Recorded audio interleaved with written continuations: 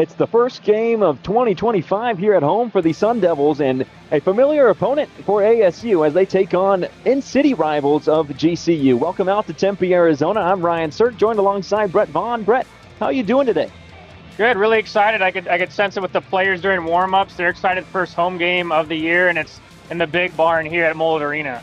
And there's no better place to play hockey here in Arizona other than Mullet Arena. So we are in store for what should be a fantastic game between two bitter rivals. So Brett, give me two things, one for each team that each team should focus on today. Yeah, talking with head coach Austin Klein before the game, Arizona State went on a tough road trip against a good hockey program in the ACHA against University Central of Oklahoma, and they ended up sweeping on that road trip. And so some good momentum coming into tonight's contest for Arizona State. One of the things we'll be looking for is for them to play loose, trying to find that sweet spot of not being too loose and careless with the puck, but also not trying to be too tight and not use any of their creativity, especially in the offensive zone, to generate any plays. And both of these two teams in the top 25, so it should be, as we were talking about on paper, a really good game. ASU ranked 21st in the country, GCU ranked 12th. And again, bitter rivals here at Mullet Arena, a fantastic crowd, so we'll see how that plays into tonight's affair. Yeah, I wanted to mention, too, we're able to talk with head coach for Grand Canyon University, Danny Roy, and they took a big step up this year. They played their first NCAA Division I opponent against University of Alaska Fairbanks, and they fared really well. He liked the performance they have, and they seem to be carrying that momentum from all the way at the first part of the season into the second part of the season, and really speaks to their ranking at number 12 in the top 20. And he mentioned how important the second semester was going to be for his side, so a good chance to start off that semester strong and move forward against ASU.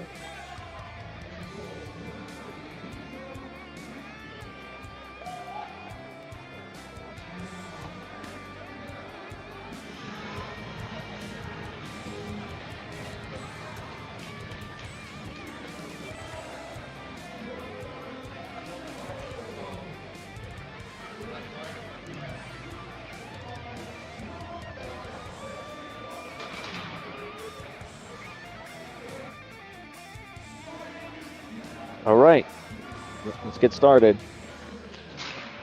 Sorry, that one I'm excited for you to take it and say like that, and we'll get to the starting lineup. Oh, that's fine. I should have.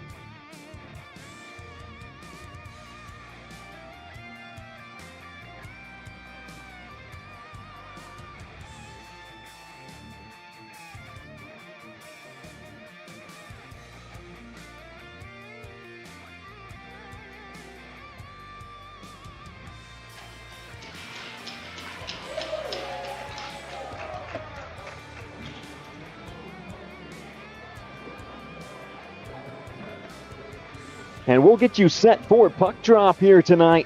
It is ASU taking on GCU here at Mullet Arena. The starters first for the Grand Canyon University Lopes, as sent out by head coach Danny Roy. In goal, it'll be Dmitro Kubritsky with a 4-4 record. We'll get more into him as we go along in the broadcast. The starting three out of the three forwards, it's Jacob Cummings, Owen Hansen, and Nash Jakobsma. And behind them, the defensive two, it's Gavin Ukele and Tyler Huffer. I'll be back to in front of the goalkeeper, Dmitro Kubritsky. On the flip side of things for ASU, head coach Austin Klein sends out Jake King, Matthew Gross, and Caden Butler on the front three. Behind them, Ty Marchant and Danilo Savitsky, with Nathaniel Glenn in goal. Nathaniel Glenn, a 3-7-1 record. The native of Cary, North Carolina, will be between the pipes for the Sun Devils. Kubritsky 4-4 from Kyiv, Ukraine, and here we go. Puck dumped down into the ASU side. It'll be an early opportunity for the Sun Devils to get control of the puck. No icing as it's tipped at the blue line. I expect to see the opening couple of minutes, just both teams feeling each other out, see what the other can do in a high-stakes affair here tonight.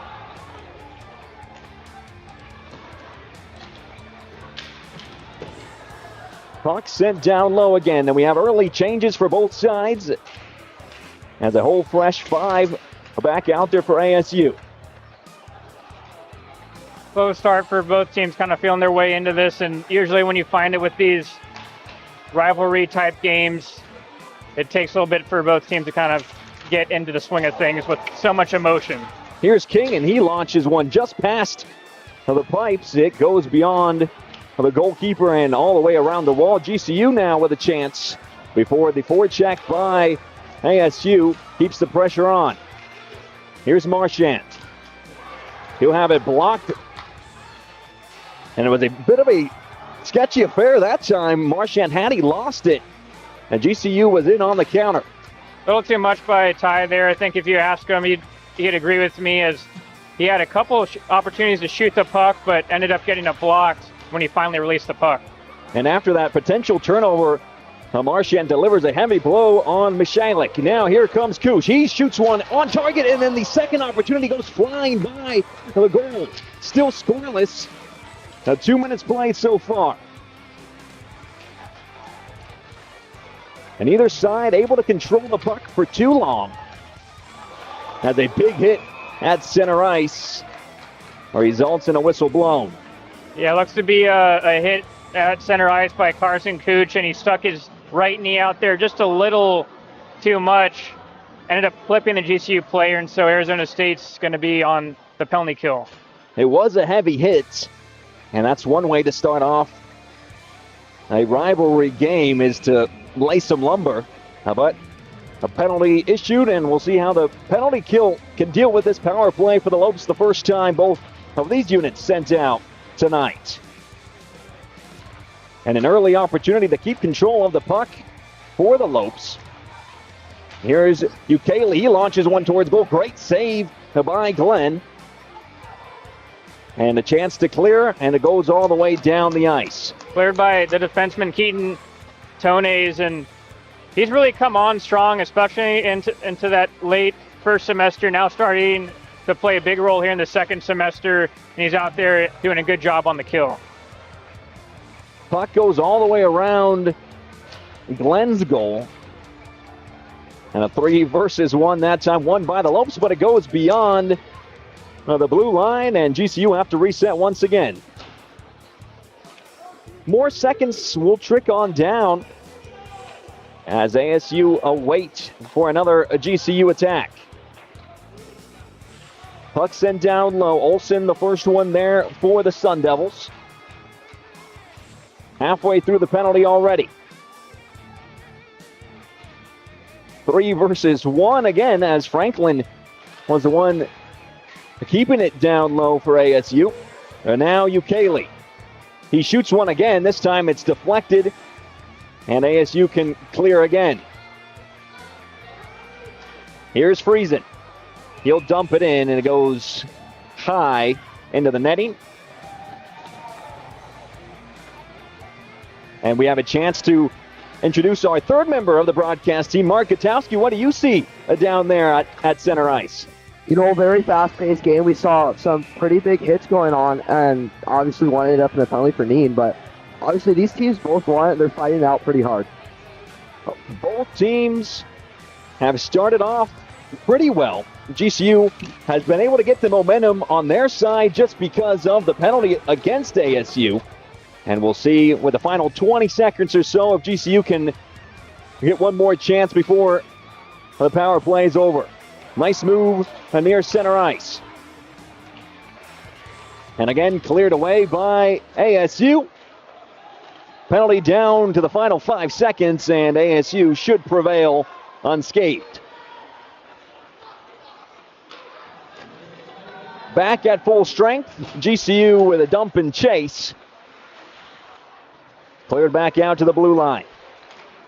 Shot by Springs is again deflected, and this one will go all the way around the well as Michalik keeps for the Lopes, but not for too long as it's intercepted and brought back into the neutral zone by Kennedy, who's tripped up and held. It will be a penalty this time against GCU.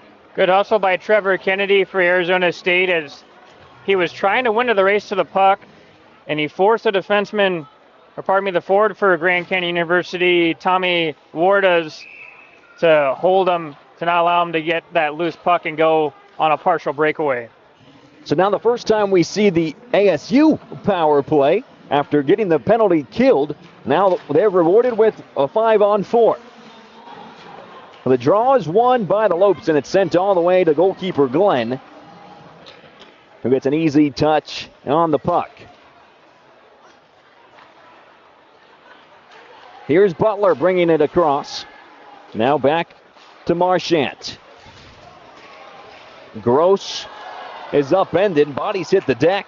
Couple of yells from both faithfuls, both GCU and ASU fans yelling for something, but we continue playing some brutal hockey. Across the neutral zone again, and again dumped this time into the seats. Luckily, no one's on that far side. All the fans in attendance here on the near side, and what has been a great turnout for game 1 of 2. The next game is on Saturday between these two sides. Also here at Mullet, and you can watch it right here as well. Same time, same place, 7 p.m. And if folks remember last season between these two teams, that was probably the best attended weekend of the year for Arizona State, and so they decided to look for a little more real estate, and so they went on over to the big house right next door to the community iceplex. Halfway through this power play for ASU as it's reset behind Glenn's goal. Haven't had too many opportunities, the Sun Devils, on this power play. Maybe that Newland can change that. He'll dump it all the way around to the far side. Here's Olsen now. Tried to find Newland again, and back to center ice. Go ASU. Arizona State still trying to find their rhythm here on the power play. Notably absent from the power play is number 71, Ryan Robinson, ended up getting injured in early October, and they're trying to make do with these new sets of personnel on the man advantage. Yeah, we talked with Coach Klein as to what changes have had to be made because a lot of players not available to his disposal here tonight. So we'll see who steps up and what occurs. Here on a shorthanded opportunity is shot over Glenn's goal. A rare chance on the penalty kill. A man down for GCU. As ASU have 10 seconds, this will be the final chance before both teams are back to full strength, or GCU is back to full strength. Penalty down to 3 seconds. Penalty's now killed off. ASU still on the attack. And it's launched towards goal. Goes flying by the left side. Marchant. Down low, Duchesne. Marchant then has it popped up. Murphy can't keep it in the attacking half, and he gets a hard hit on him. Changes for GCU. No changes yet for ASU after that power play. And now here come the changes after the puck is dumped down low. Good opportunity to catch your breath. 13 minutes still to be played in this first period. Another chance for the Lopes. Here's Jacobsma.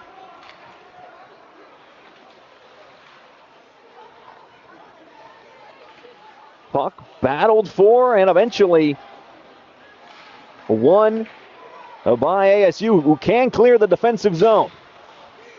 Fight at center ice, and the puck ends up behind Glenn's goal once again. Glenn has had to make a couple of saves so far, but most of the time that he's touched the puck, it's been pretty easy for him. He'll take that all day. Into the neutral zone again, and it just seems ASU can't really get a rhythm going with the puck. Well, even, Ryan, for both teams, I'd say even GCU can put them in that category, as it's been pretty ugly so far. Not too many crisp passes, really just trying to get those pucks forward and ahead. A rare chance for ASU, but the shot goes around, and a second chance opportunity saved by Kubritsky. His first real call to action here tonight. And there you see with Arizona State, as they broke out, it wasn't really clean through the neutral zone. Phillips just had to chip it past his man to go ahead and get a scoring chance. And Mark, in between the benches, you sense that too. It seems to be a little sluggish by both teams to start out this first period. Yeah, I mean, plays haven't been picture perfect, but I think obviously it seems like a pretty even match. You were talking, one of them's in 20th, one of them's in 5th, but it looks like a pretty even hockey game so far, but a little sluggish, yeah, a little slow off to the start. But it's starting to get faster as the play goes on. And that's what's going to happen is once both teams get warmed up and get a feel for things, maybe we'll see some goals. Here's Butler. He can't clear the zone. He got tripped up, but they say so legally. So we keep playing. Opportunity for the Lopes. And a chance at goal. Glenn able to stuff him at the net. Now the great save by Glenn to put his glove on it. That was Richard Nelson down low. But Nathaniel Glenn, the first one to it. Poor change by Arizona State on the defensive end, as it looked to be that the Arizona State forward was going to gain the center ice line to at least get it in deep so they could go ahead and make that change. Both defensemen for Arizona State didn't really communicate or really follow up the play and watch it. Luckily, no goal for GCU. The Lopes win the draw, and a shot goes flying by again, the right side of the goal this time. Now back into the defensive third for GCU, now into center ice. Big hits again, this time on the near side as Koosh had to deal with that one.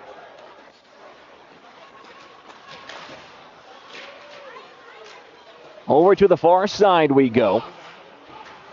As a battle for the puck ensues, and GCU can clear. Puck was not tipped, but to wave off the icing goes Husby before a whistle is blown and a penalty called. It seems to be going against ASU as Cade Olson beside himself as to what he might have done. Ended up cross-checking the GCU player in the back as Olson, it looked like he had the lead to go ahead and get to that puck first to get the icing call, but I think he had in mind more so of watching that GCU forechecker, and he let that man take the puck first, and with that, he was trying to separate the man from the puck, but he did so illegally with the cross-check, so Arizona State back on their second penalty kill of the game, and with so many penalties for both teams, that also will kind of halt the momentum of the period, which is, I think, is part of the reason why it hasn't been really clean by both teams so far. A chance again for GCU on the power play, as Brett just mentioned. A loose puck will be cleared.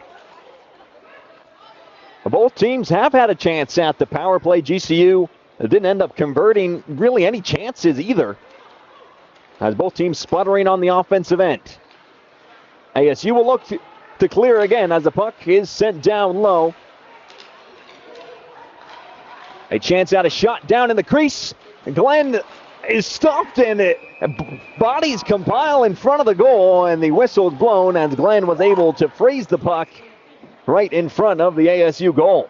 Great job by Glenn to keep his discipline. He was able to hug that short side post and not allow Chambers a good scoring opportunity. Arizona State, you like to see them have a little more tightly wound box to really protect the middle of the ice. They allowed Chambers to have all that space to go in on the goaltender, Glenn. Good stop by the ASU netminder. 1:20 to go on the penalty kill for ASU, and that will bring down at least 10 more seconds as it's launched from one side of the rink to the other. That also gives the Lopes a chance to set up a drawn-up play that was probably worked on before tonight's match. As it goes back up top to Gherkin. And now another chance for GCU right in front of the goal. Saved again by Glenn. He has been immense so far in this first period, and he's called into action again as the puck somehow, some way finds its way into Glenn's glove. Carbon copy of what just happened during the last string of play as, again, Arizona State allowed GCU to get right in the middle of the ice, that prime ice in front of the slot. Glenn coming up big again.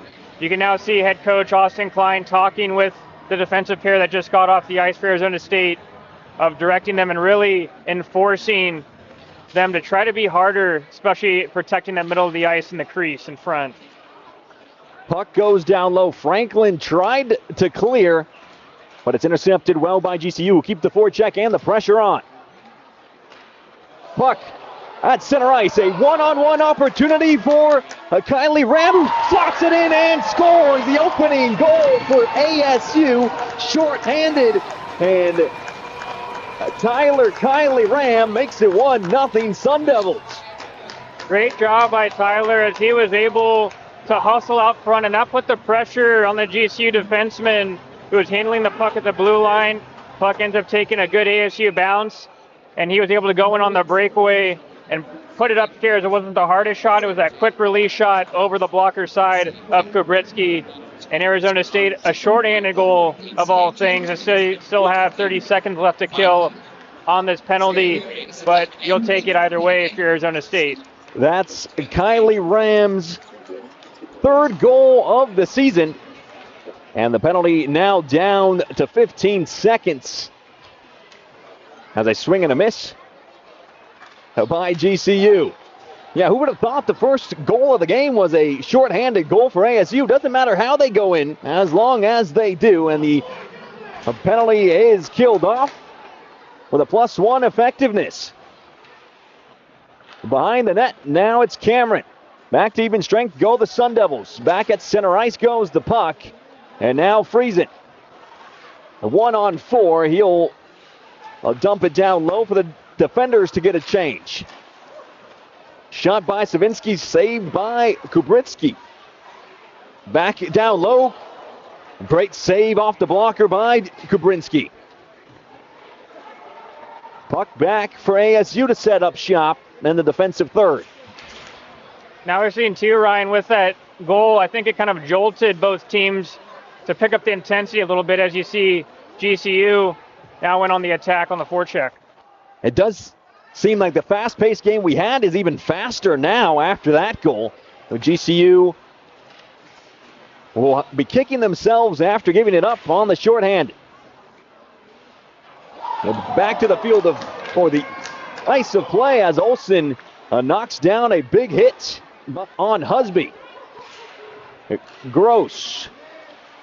Back to Husby, who slammed into the back by King. ASU puck once again. Great pass to find Butler. 2-on-1. Butler goes himself and scores once again. 2-0 in a blink of an eye for the ASU Sun Devils. And Caden Butler slots it into the top right corner. It's 2-0 ASU. All started with a great play in the neutral zone by Grady Franklin for Arizona State. Cade Olsen, as he was able to see Butler was all alone on the far blue line. And a nice tape-to-tape pass allowed Butler to go in. And a couple ASU players were coming straight off the bench, so they were even uncovered. And Butler was able to look off the pass and surprise Kubritsky. Had no chance on the glove side. Beautiful job by Butler and beautiful skill to put that one away. Butler played it to perfection for his 7th goal of the 2024-2025 season as the puck is frozen, and we'll send it back down to Mark. Last time we talked to you, it was 0-0. Now it's 2-0 ASU. What have you seen? I mean, just a fast-paced game overall by ASU. GCU just needs to catch up on this one. I mean, both goals that we've seen are absolutely beautiful. I mean, they got that goalie faked every shot. Kubrinsky really had no chance at either of the two goals. Can't fault him as it's sent back for GCU off the draw. Here's Newland now to collect for ASU. Sun Devils can now relax just a little bit, not get complacent, but now here's Newland. A chance to make it 3, but a great save by Kubrinsky as it goes beyond, and we'll have a face-off upcoming. Credit to the goaltender Kubrinsky. Could have gone into a shell as he's already let in 2 goals in the hockey game, but a third one which took a fortuitous bounce in favor of Arizona State as it hit off the skates of the GCU defenseman right to Newland's stick, and he had a grade A opportunity, but Kubrinsky keeping this Lopes team into the hockey game only down 2 early in this first period. Kylie Ram to do the honors of the face-off draw for ASU. The first goal scorer, scored shorthanded. A great start for the Sun Devils as Tonez keeps it in the attacking zone for the Sun Devils. And now puck sent from one side to the other. A chance for GCU, and again called into action, Nathaniel Glenn. Puck sent down low. It'll be icing called as nobody tipped it on the way down. We'll have changes for GCU, not for ASU, as we go down to the attacking zone for GCU as the Lopes have to find something on the offensive side to make this a game once again. They had a couple of good chances early in the period, but Glenn with 2 big stops on those GCU forwards getting carte blanche straight coming out of the corner to have a nice opportunity and shot on him. Kept Arizona State into the hockey game, and now Arizona State nursing a 2-goal lead already. It's all for GCU now. It's all the pressure's on the Lopes as it goes flying by the goal of Glenn, this time to his right. GCU will keep the pressure on. Down low, great pass, turnaround, spinorama. Glenn, bodies hit the deck, and it is cleared at least temporarily for ASU. Here's Lund, maneuvers his way, shoots, and wide once again. This time it's down low, shot. Glenn pokes it and will now freeze it in front of his goal. How much longer can Glenn keep this clean sheet after this sustained pressure that the Lopes are providing? Ice was tilted there on that last shift, and of course Glenn, best player on the ice, helping out his other 5 players, as he's probably thinking in his mind, hey, hopefully I can get some help from some of my teammates out in front, as he made a couple athletic stops. Tough chances to face as there's a lot of traffic in front. Another shot. This one goes wide. And now ASU can finally clear the defensive third. Pressure applied. Savinsky then shoots. A lot of traffic in front. Might have bounced off an ASU player that time as Kubrinsky just puts a glove on it, flashes the leather, and we'll have another face-off. 5:16 to go in the opening period. Danilo Sovsky is doing a great job. He's still out here in the offensive zone, the defenseman for Arizona State. He's a freshman coming in this year, and I've already seen a couple plays already doing a great job of trying to open up a shooting lane at the point to get those shots through, and it's tough to do, especially with the guy bearing in on you so fast and quick, but I really liked his poise up in the offensive zone. Couldn't agree more as GCU come forward with Owen Hansen. He's still got it. He'll go behind the goal. And now back outside is Ukele. Puck almost goes into the seats. Instead, it goes behind the goal of Nathaniel Glenn. Forward again come the Sun Devils.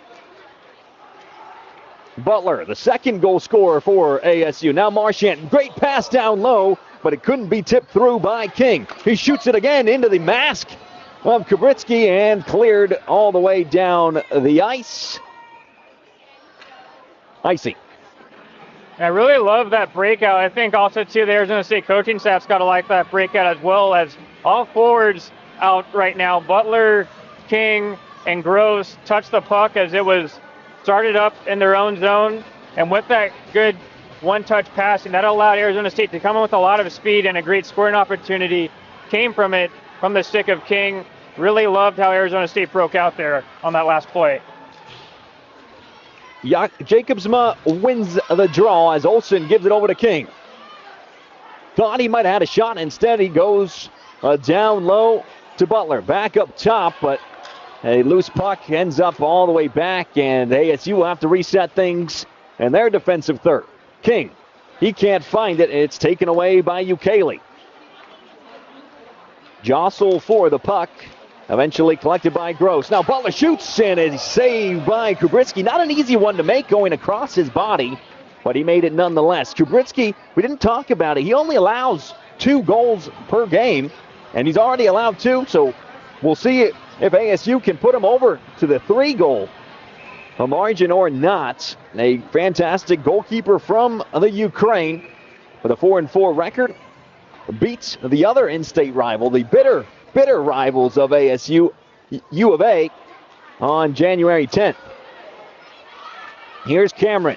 Great pass, another save, somehow bounced off the skate of Kubritsky.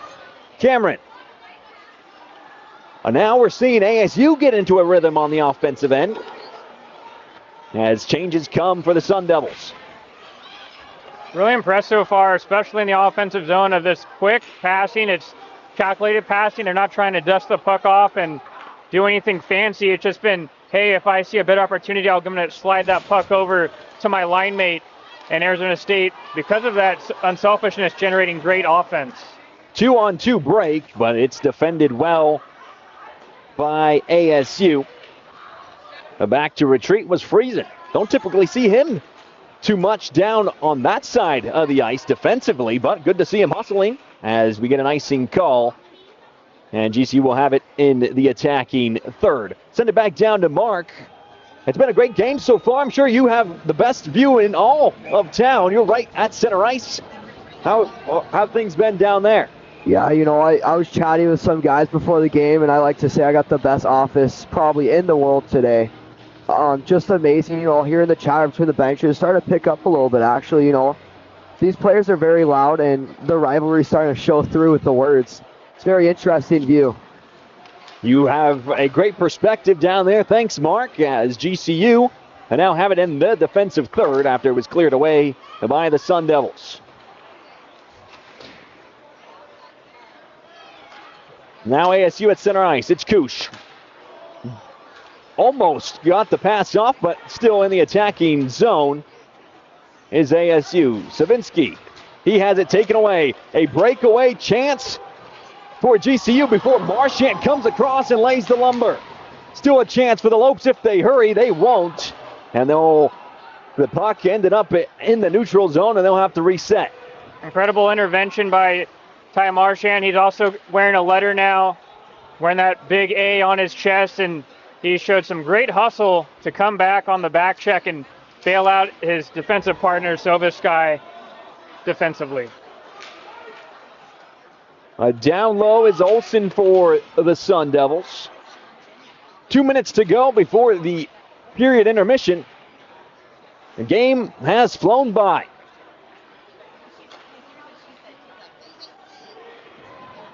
Deflected, swing and a miss, and then it's taken away. Again, the pressure by the Lopes potentially paying off. It hasn't so far, but they've really applied pressure in the attacking zone.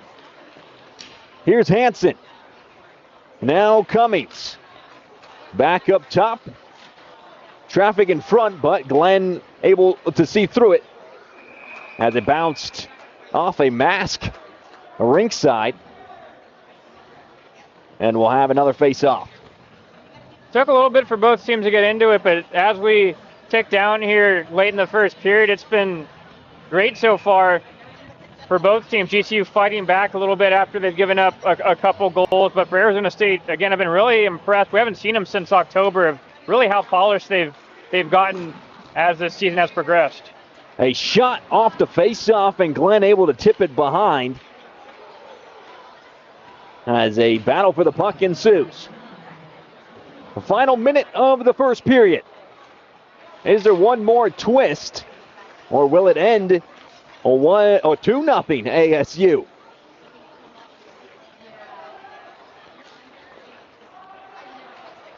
Sun Devils being methodical, trying to find a way forward.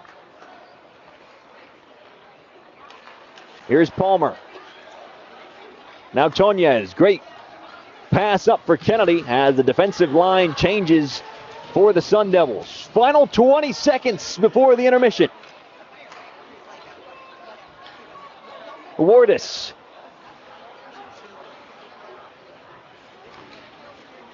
And a rare chance for GCU is a shot and saved, but the loose puck squirts out and bodies just collide together.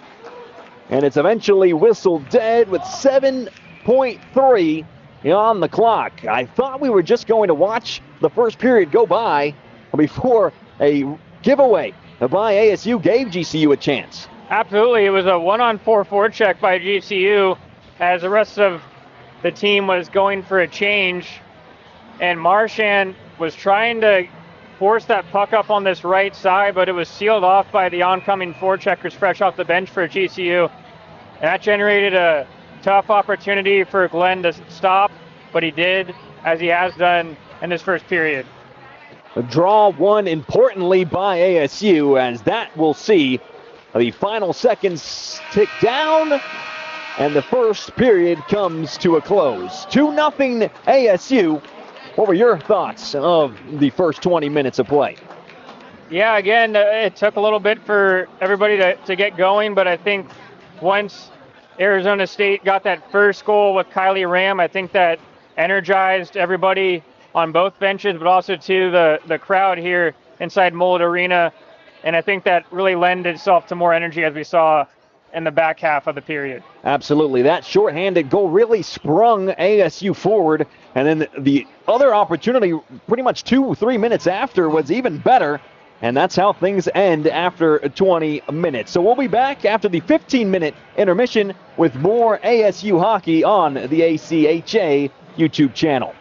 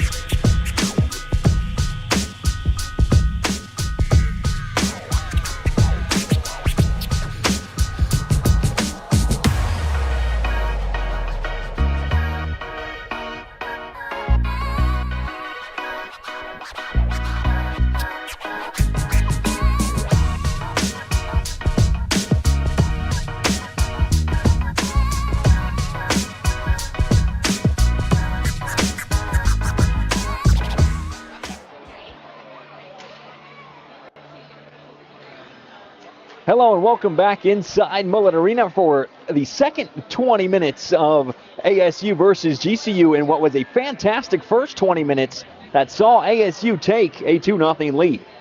Yeah, it took a little bit for both teams to get started in that first 5 minutes, but Tyler Kyram's goal, shorthanded on a breakaway, ended up breaking the game open. And then that allowed both teams to kind of get into it, a little more physicality as GCU sensed that they were down a goal. And Arizona State, with a great passing play by Caden Butler, ended up putting that one home, making it 2-0. And it was really fun to watch. And we also had between the glass, Mark, how did you take that first period in? Very fast, very physical. I mean, those 2 goals by ASU, it looked like it happened in almost a blink of an eye. First it was 1-0, then you look back, it's 2-0. And then we had that very close opportunity for GCU to make it 2-1, like you were saying earlier on, looking for that chance. Maybe it's 2-0, and I thought it was going to be 2-1. But the goaltender for ASU just played a lockdown game tonight. Finishing has been the difference so far, whether that be offensively or defensively, but Glenn has been up to the task in between the pipes for ASU as we are ready to play 20 more minutes here in Tempe. Now the 2 goals that were scored by ASU, really no chance for Kubritsky to get to. Right into the top corner. Here's Franklin as he'll dump it down low.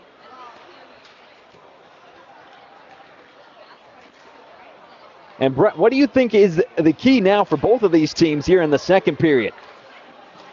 I think for GCU right now is to try to get some more sustained zone time. They had little spurts in that first period, but I think to maybe give their goaltender a break, but also to get some momentum back on their side is to possess the puck like they are now.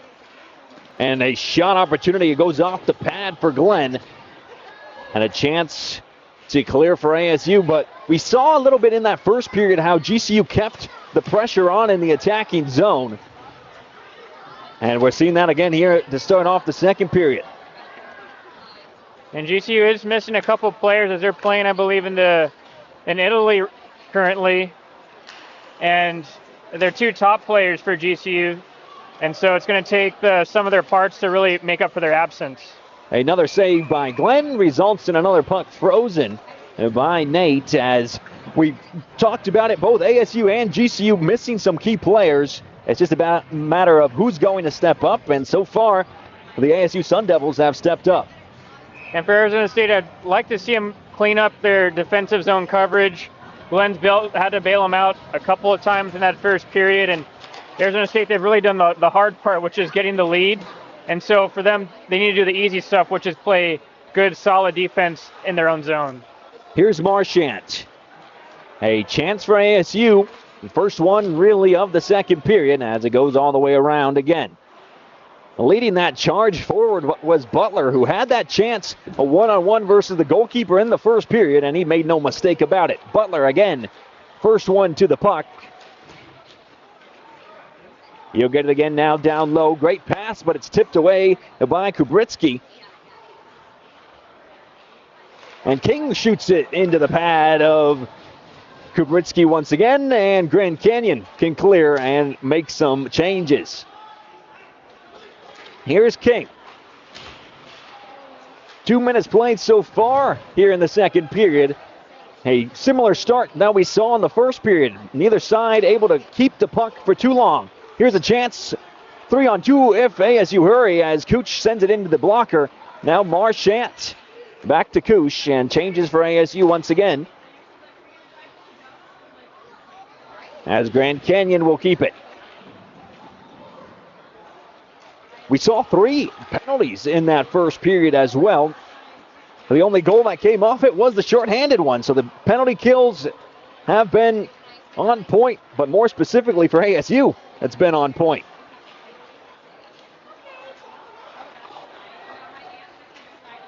Here's Kylie Ram. Saucer pass and a save and a frozen puck by Kubritsky. A great pass, great save as Newland is denied the third ASU goal. Kylie Ram seems to be really on it tonight. Got that opening goal short-handed there. He was on his backhand, no less, making a really difficult pass of floating that puck, a saucer pass up in the air, and putting it in an area for his line mate Newland to go ahead and be on the receiving end of it, similar to some of the passes we saw during the college football playoff with Arizona State University just across the way here on campus over at Sun Devil Stadium, as it was almost like a football pass, a pass up in the air, which you normally see in hockey. It's a great way to describe that one, as a slip creates the chance for GCU. A shot, it goes wide once again, came off the stick of Nayland, as another puck is sent across, and again it's wide. GCU have had a couple of chances with really hard hit pucks. They've just not gone on target. A delayed penalty as GCU will get the goalkeeper to the bench, and a 6-on-5 for the Lopes.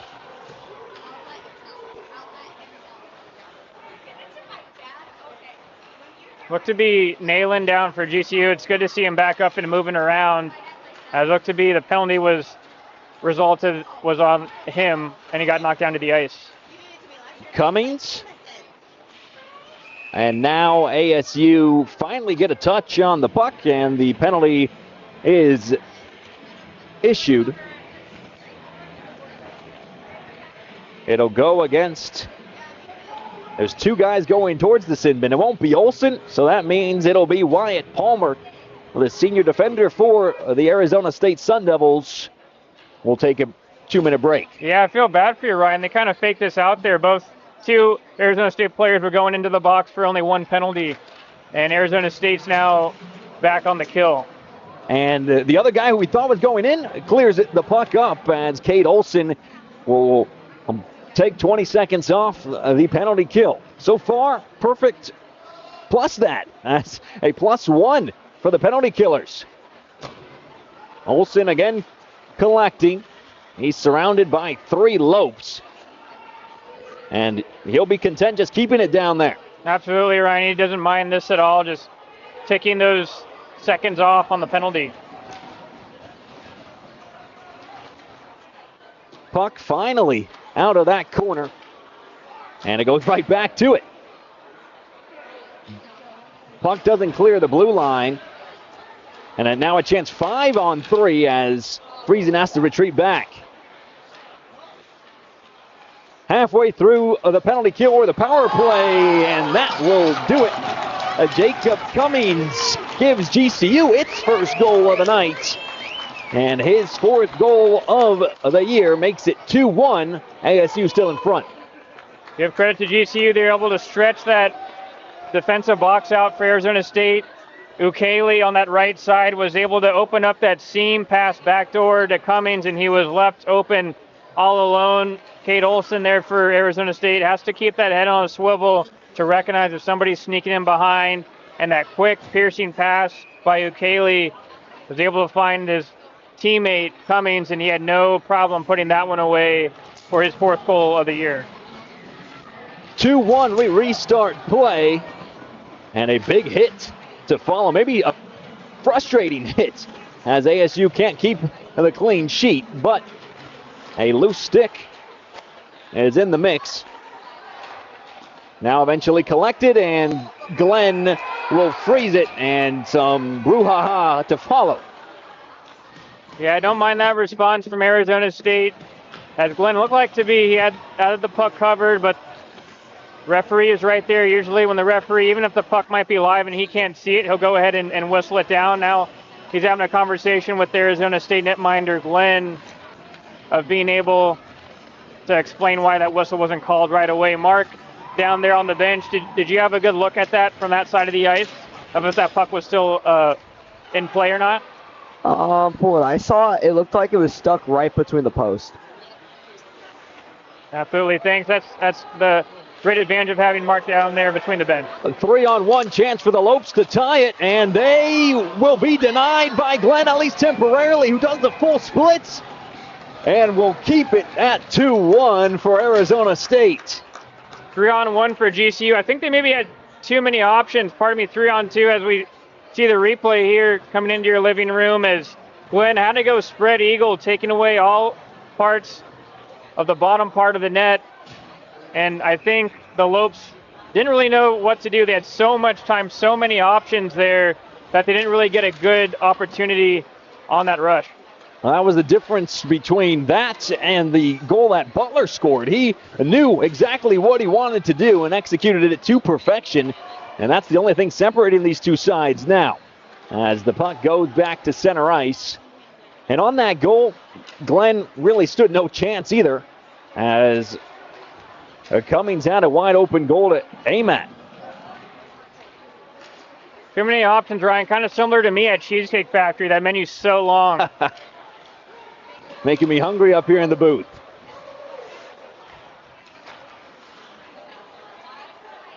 The GCU again on the attack, as Gherkin maneuvers his way. Still, he's got it. And now back up top as the puck goes flying over and in to the stick of Newland, who clears. After scoring that power play goal by GCU, you could sense a little more energy on that Lopes bench, and it's going to take Arizona State to have at least one or two good shifts to try to pull that momentum back towards their direction. 13 to go here in the second period. It's been a high-paced, high-octane game so far, and thanks for keeping up with it on the YouTube channel. It's always a pleasure to bring you ASU home games. As the puck goes beyond, and we'll have another face-off.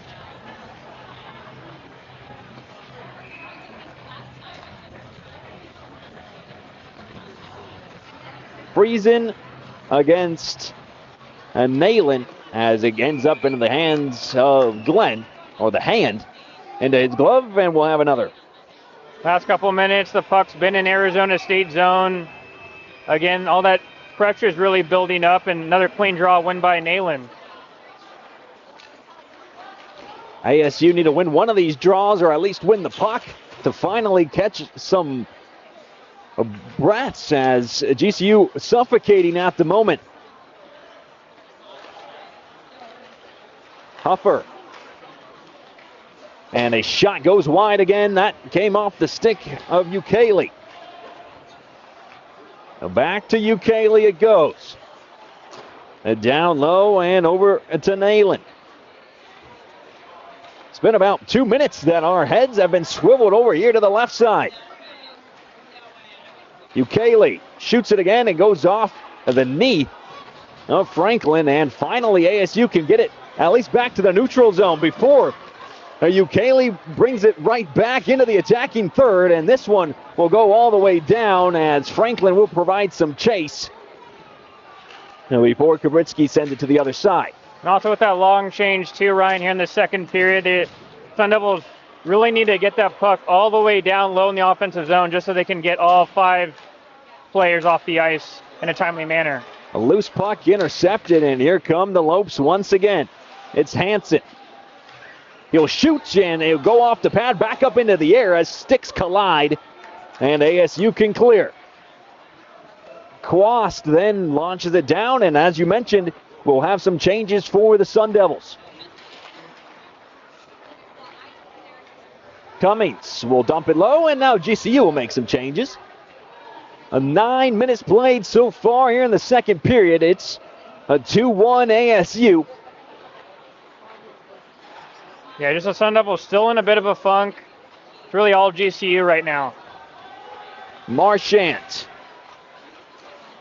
And now over to the far side is King. We saw GCU be aggressive with how suffocating they can be on the attacking zone, and that's what ended up giving ASU a chance on the counterattack shorthanded, and actually both goals came off the counterattack while we're talking about it, and that's something that maybe GCU will look to change here in the second period to keep the pressure on but not have too much pressure where you leave Kabrinsky all alone back there. Off the face-off draw, here's Tonez as King will launch it forward.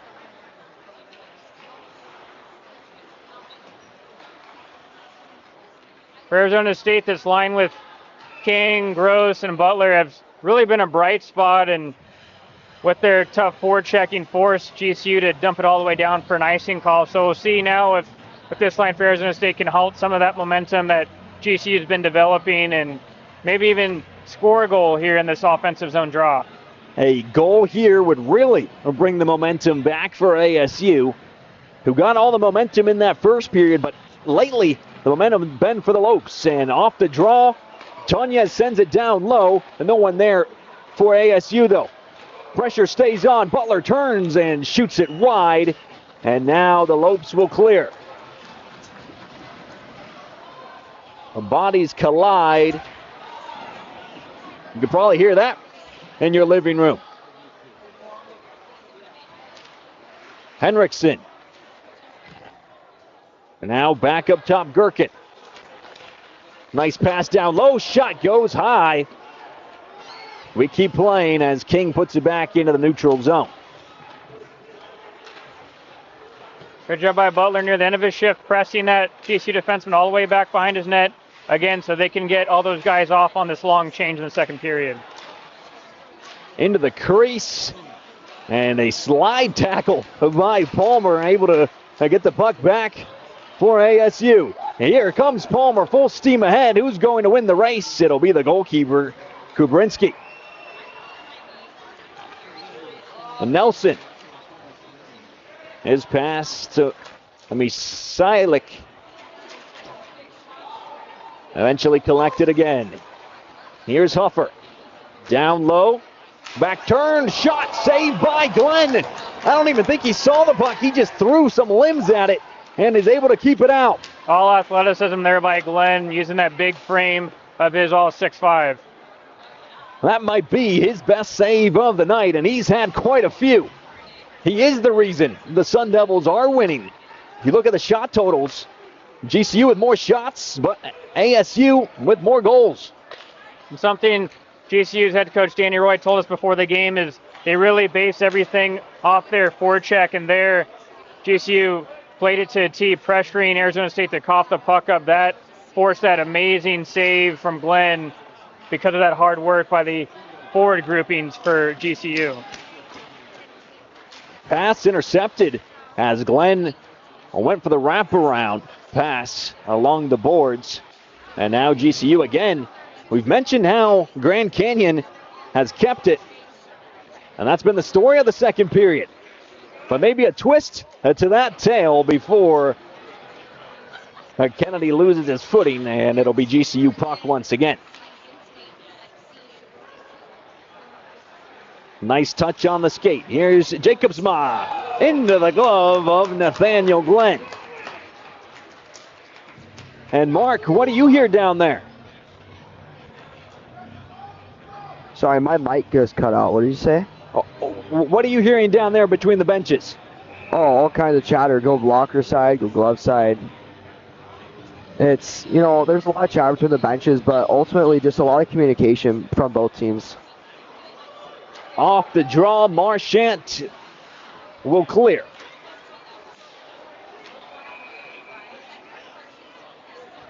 Looks to be a hand pass by GCU, as if they make a hand pass in the neutral zone, that's going to be whistled down. And so maybe even a bit of a reprieve and maybe some luck for Arizona State. They have an offensive zone draw now.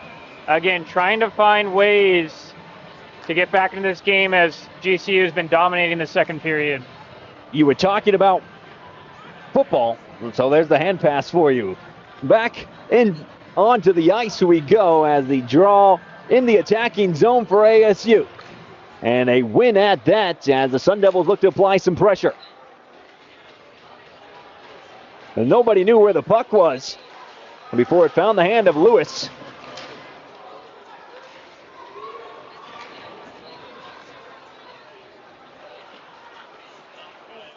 A loose puck. Collected by Marchant. Friesen gets bundled into from behind. And it's sent back down low. 7 minutes to play here in the second period. So far, advantage ASU on the scoreboard.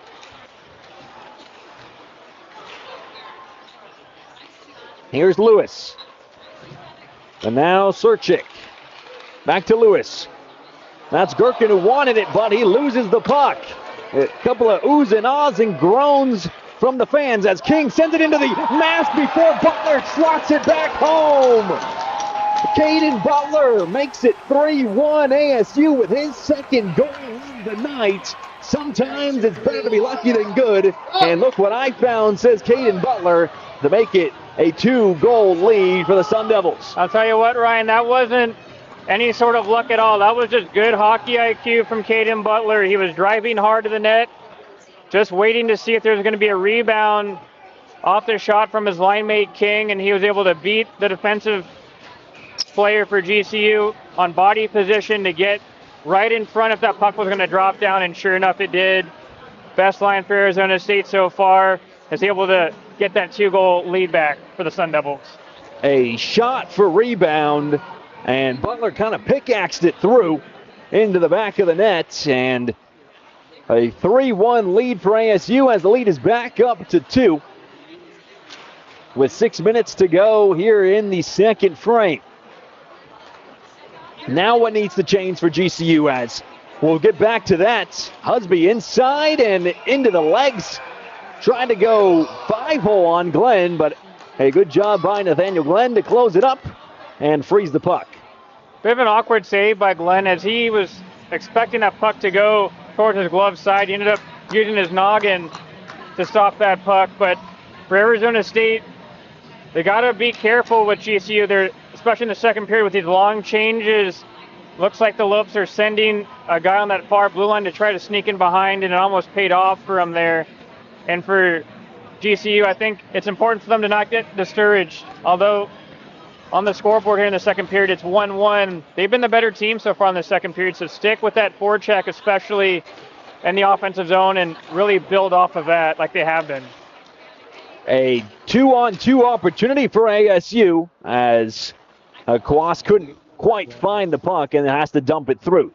And it does seem, at least from up here, that there's been some disbelief that they can't really beat Glenn with how good he's been between the pipes. The only goal he allowed, he didn't even know where the puck was because of how well GCU passed it.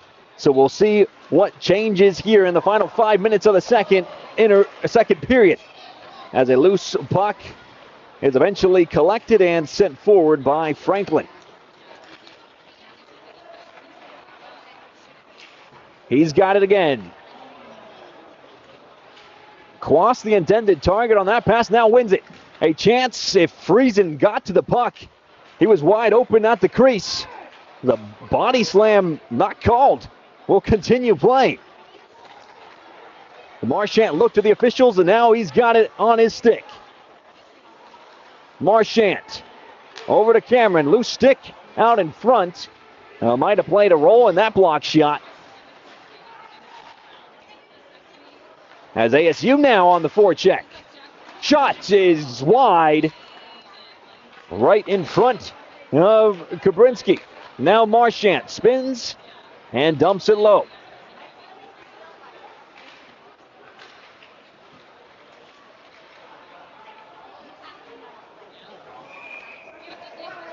And if there were fans on that far side, one fan would take home a lucky souvenir. And with 4:04 on the clock, we'll have a draw in front of the GCU goalkeeper, Kabrinski. GCU got lucky there. Number 88, Richard Nelson for the Lopes, ended up losing his stick during the middle of that exchange in the defensive zone. And fortunate for Arizona State, they were able to possess the puck in the offensive zone, but not really create any great scoring opportunities off of it.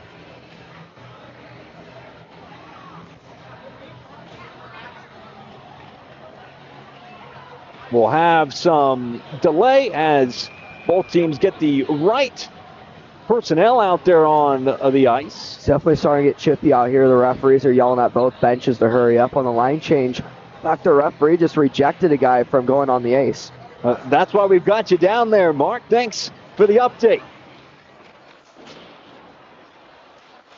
Marchant applying pressure. Goes all the way to the opposite side in front of the ASU bench. Butler looking for his hat trick. Has it now. Marchant. Nice move. And you were talking about how good that line has been, that top line for ASU. King, Gross, and Butler have been on fire.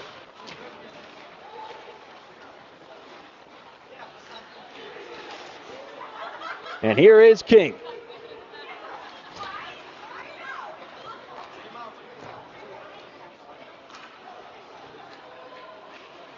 Changes for both sides as it's dumped down low once again. Here's Palmer into the neutral zone. 3-on-3 if ASU hurry. Palmer will have it poked away and back to center ice. It's a little too much by Palmer. Did a great job of getting out of his own zone, but just a little too weak on the pass.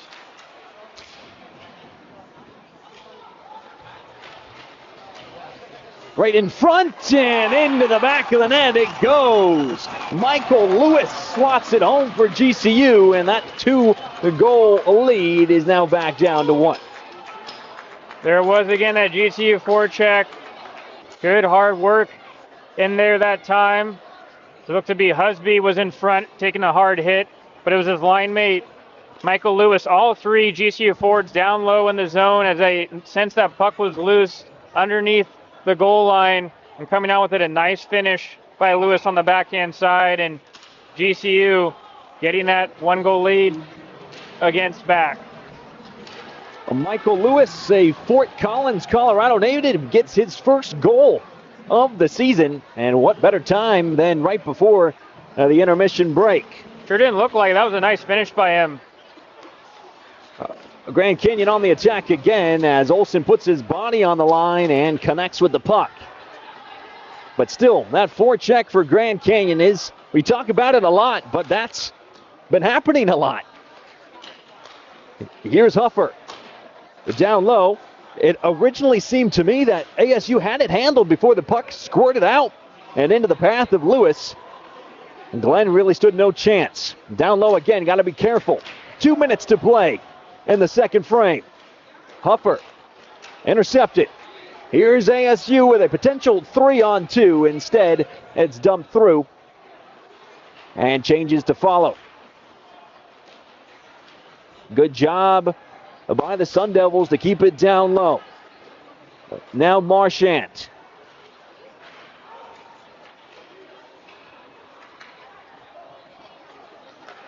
Cross ice pass. Bounced off the blocker of Kubrinsky now.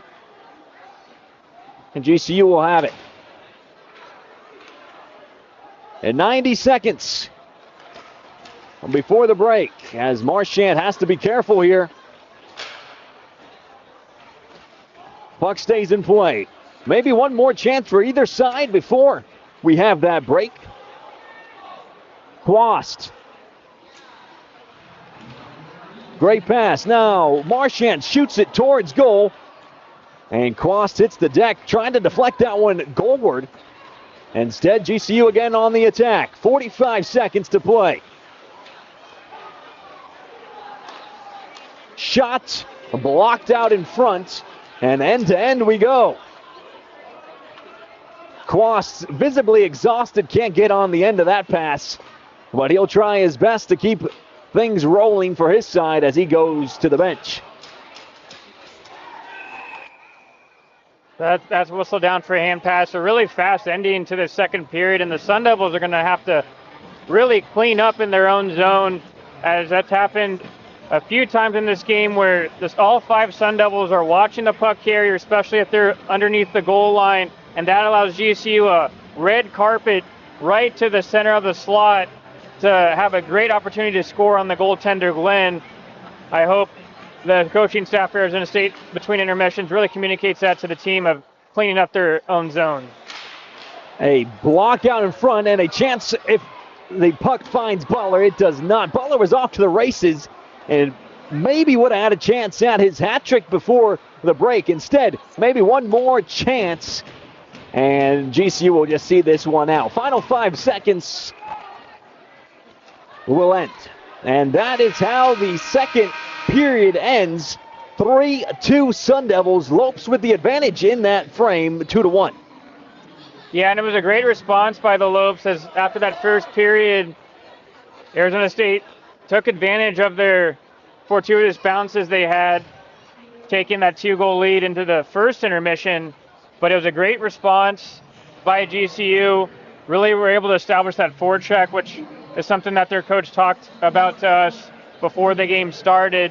And for the Sun Devils, against the run of play and the momentum, they were able to get a goal back from Butler, but it was important as well for Arizona State, and they hope to work on is to just be a little more disciplined in their own zone. As we finish up the period with Mark, and Mark, what did you see down there in that second stanza of play? Just a lot of fast play, a lot of physicality, and, it's 3-2 at the end of the second period, obviously. GCU wants this game, and they're starting to show it. Definitely, they had that chance at ASU. We saw that very close chance. It was right under the pad with like 2 seconds left, and it was covered. But just fast-paced game. It's definitely getting really chippy. We're starting to see that GCU-ASU rivalry come through. It's very fun to see. We'll take another 15-minute break before the final 20 minutes here from Mullet Arena, and we'll be back here on the ACHA Hockey YouTube channel.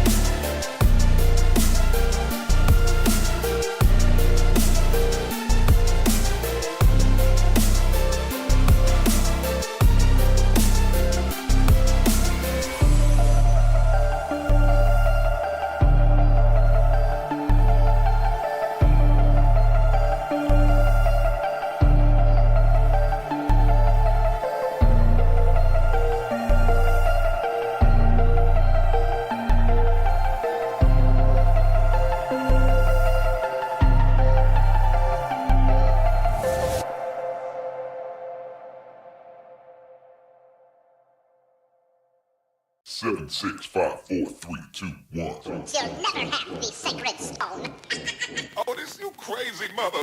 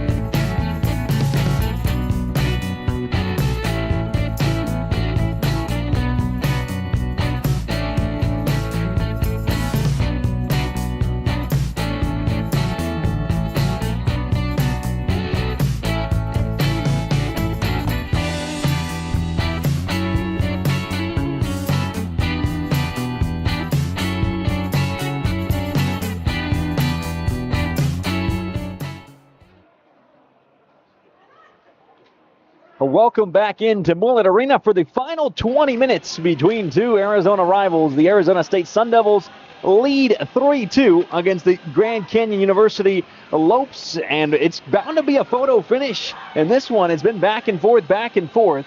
Advantage ASU. We'll see what the final 20 minutes has in store for us, Brett. Yeah, first period for Arizona State. That period was really up for grabs for either team, and the Sun Devils took advantage of some bounces and some hard work and some good skill as well in that first period, taking the lead.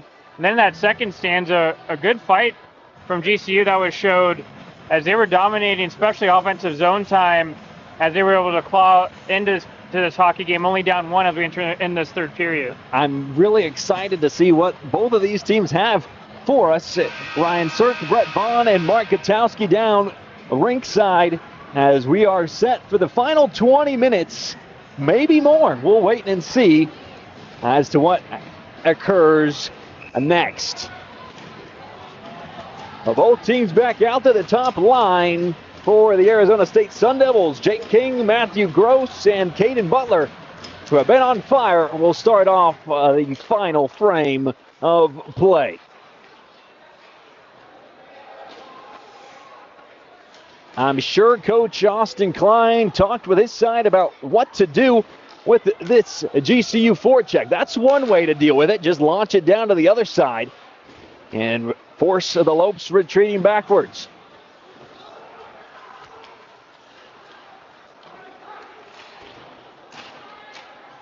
Also, too, Ryan, that was a good shot by Butler. Again, one of the smartest players in Arizona State, as he read that hard rim was a little too fast of a shot, and he was able to almost catch the GCU goalie napping. Well, would have been his hat trick. 2 of the 3 goals have come off the stick of Butler. Here's Gross. He'll drive inside with a nice move, but doesn't get the finish. Would have been one heck of a goal. Savinsky. He'll lose out, and GCU can finally clear. It's been kind of an opposite start for Arizona State, who started off the other 2 frames on the back foot, and now on the front foot getting some shots away. Here's Marchant. And now the Lopes looking to get back on the front foot. Sun Devils having trouble again in their own zone on that forecheck by GCU. Puck is cleared to the neutral zone, but not for too long as it's sent right back into dangerous territory. So what can Arizona State do to kind of counteract this forecheck? I think one thing for them is to really keep their head up, realize who's around them in the surroundings. Good pass by Newland, just no one there to finish it off for the Sun Devils. The goals so far for Arizona State have come off the counterattack. We're just about creating those opportunities, and when those opportunities come, finish it off, and that's been the name of the game. Glenn has had the hot hand between the pipes, and Butler's had the hot sticks on the offensive side. Here's Grand Canyon with Hendrickson as he gets slammed into the boards. The bodies fall. No hands are up. We'll continue playing. Still no hands. And it's dumped back to the neutral zone. A chance to break for the Sun Devils. The shot goes deflected out of play. Mark, what have you heard downstairs for the final 20 minutes? What should we expect between both sides? You know, I think you can expect, or the viewers at home especially, can expect a very fast-paced hockey game, especially from GCU. I think it's going to get a lot more aggressive, a lot more trash hockey probably. Also, I think GCU really wants, as you can tell them, they're setting up those plays, but ASU shutting them down. Their defense has been on point tonight. As long as Glenn, he's played phenomenal in between the pipes tonight. At this point, it might be bend but don't break for Arizona State. If they can hold on to this small lead, well, they will come out of here victorious.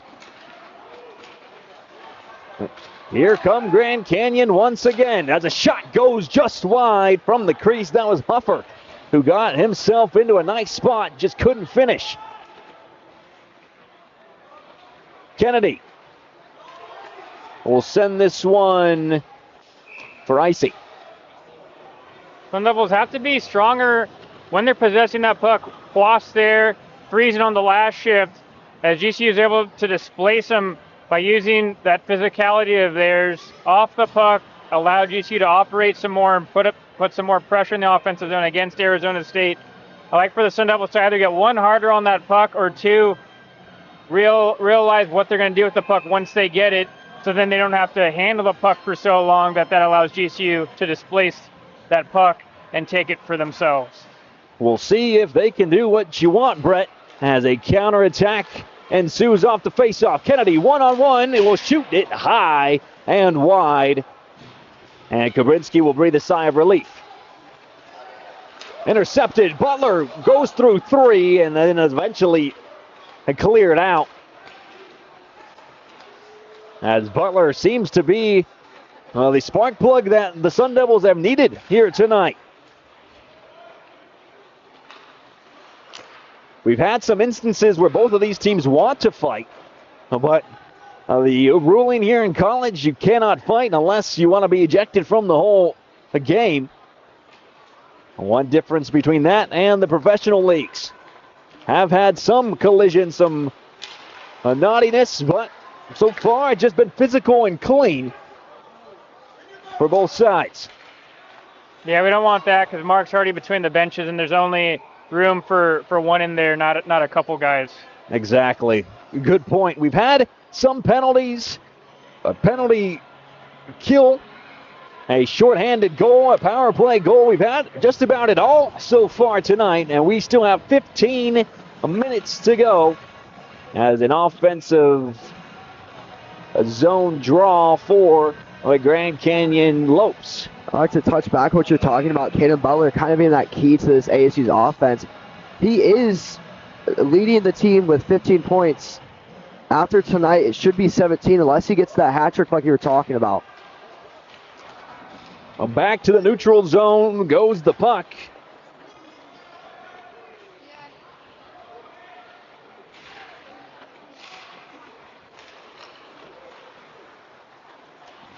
At this point, Arizona State need to minimize the mistakes. GCU need to capitalize on any Arizona State mistakes.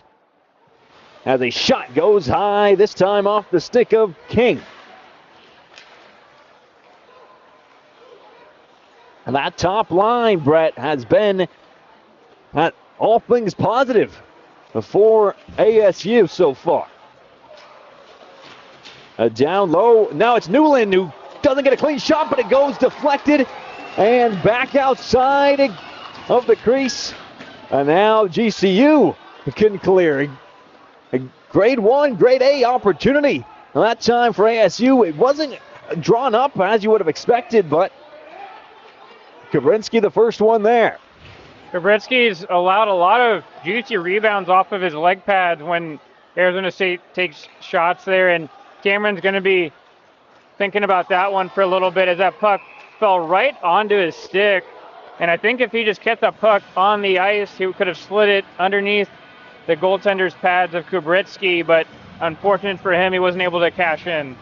Kubrinsky wields a .934 save percentage, which is absolutely outstanding. On the flip side of things, Glenn, a .906, which is also very good, and that is sure to improve as long as he keeps saving some shots.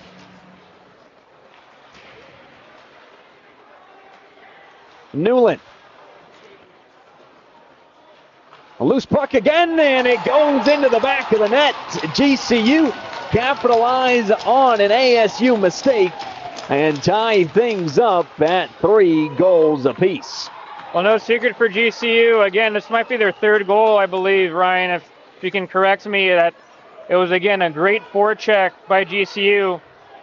But that time, when we look at the replay, it was just some actually misexecution by Arizona State between the 2 defensemen as they were trying to go D-to-D behind the net. And that, with the errant pass, hit the skate of the Arizona State defender right out in front to the stick of Richard Nelson, the Edina, Minnesota native. And we're all locked up at 3. His 5th goal of the year, and 14 minutes to play. Will those final 14 minutes separate two closely contested sides. Stay here and find out. Looks to be a quick penalty right off the whistle. As we'll see, it looks to be a cross-checking call to Cameron Nayland, as he's one of the veterans on this GCU team. That's something Danny Roy cannot be happy about. Your team's clawed their way back in this hockey game with all the momentum, and now you give a cheap penalty to Arizona State to take this lead back. And we'll see what the power play can do for Arizona State. Were held the last time they were out here. Maybe something has changed. Here's Gross.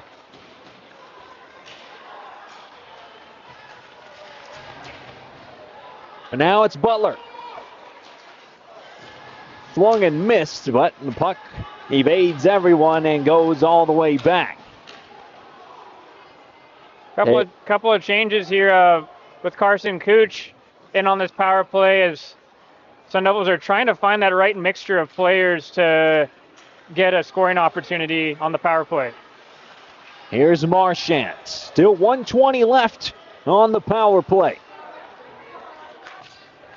Gross. He gets into the attacking zone. Now, nice pass, but it goes off a stick out in front. Lund dove in front of that shot and got his stick to it. Shot down low. A chance is double saved by Kubritsky and cleared back to center ice and all the way down. Man, that was a great chance. Beautiful job by Cooch of getting in the goaltender's eyes, and he was right there. Got a couple whacks at it on those second chance opportunities, but Kubritsky doing enough to keep his team in it. Newland with a full head of steam. Can't connect on the pass, but he gets it back. He'll now aim, then pass. Cameron shoots and into the blocker. Puck stays afloat. Cameron has his pass poked away, and this will bring more time off the power play. 15 seconds to go on the ASU power play. Cameron between two, and that will just about do it before the penalty kill unit of Grand Canyon. And a penalty will go against Nathaniel Glenn, as he stood his ground and checked one of the attacking players. That was Braden Husby, who got ran into. Yeah, it's going to be interference call by Glenn, as he was a little too much sashaying handling that puck, and he didn't get out of the way. He took a couple beats to just stand his ground, and the back referee was right there to watch it all unfold. And for how poor that penalty was against Neyland for GCU, you could say the same exact thing about that penalty that Glenn took. And so now a couple of seconds remain before GCU's back out on the power play. 4-on-4 is no longer. Now it's 5-on-4 for Grand Canyon. So one power play unit goes off, and now the other power play unit comes on. This time the Grand Canyon University Lopes will have 1:45 to maybe take the lead. Penalty kill unit has been decent so far tonight for ASU. Did give up that one power play goal, but also has a shorthanded goal as Friesen gets a full head of steam and will lose out. Don't mind that from Friesen. Good hustle of getting that puck all the way down low, trying to have GCU waste their energy of going back in their own zone, then trying to attack against Arizona State. A jostle for the puck down low. We saw the power play unit score for GCU with a nice pass to the far side that left Glenn sprawled out and unable to save it as he saves this shot. And Mark down there, what are you hearing after it's all tied with 11 to go? A lot of jive between players. Like when we saw that cross-checking penalty, he was going to the box, just giving it to him. I mean, they were actually, I don't know if you noticed, but they're nipping it to each other between the boxes. Not surprised about that. Thanks for that insight, as we have a redo on the puck drop. It's Phillips against Nelson, the most recent goal scorer, as it's won by ASU, and more seconds will wind down. Halfway through the penalty kill for ASU. Big face-off win by Phillips, as Arizona State has not been that great in the face-off circle tonight, but he wins a big key defensive zone draw.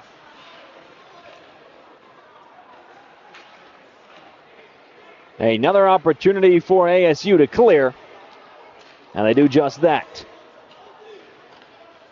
Second penalty kill unit comes on to give the first penalty kill unit a breather with 30 seconds to go on this GCU power play. Henriksen missed times going into the attacking zone. It'll be offside. So that was interesting setup on this penalty kill, as they're not really pressuring GCU until they come up into the neutral zone. And some of the benefits of doing that is that with that blue line and the offside rule, that really condenses the zone in the middle for GCU to try to build up any speed, and there it works out to Arizona State's favor, putting them offside. 20 seconds to go in the penalty kill, and it's launched all the way down from one side to the other. Husby, nice pass to the near side. Shot saved by Glenn. The second chance is fanned on. Penalty kill is complete, and we're back to full strength. All tied on the scoreboard and all tied on players out there on the ice, as Tonez keeps it and will launch it for Cameron to step aside. Arizona State trying to reshuffle the deck as they're trying to get their lines back together after being on the penalty kill, as it's usually a mixed match of players that the coaching staff really trusts out to kill penalties, so they're players that aren't always playing with each other. Another save by Glenn, and another puck frozen, and there's some more brouhaha for you. You gotta be careful, don't want anyone ejected. Usually, especially in a tie hockey game, the referees are going to want to stay out of the result and try to let the players determine it out on the ice, and so I expect to see a member of both teams heading to the sin bin. It looks like we are. And it will be one for each side. For Arizona State, it'll be Keaton Tonez.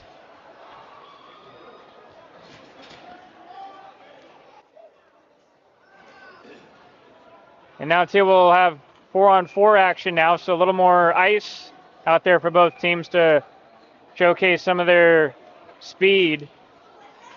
This might be a preview of what's to come after the 9:19 to go in this game. It'll be 3-on-3 hockey, potentially.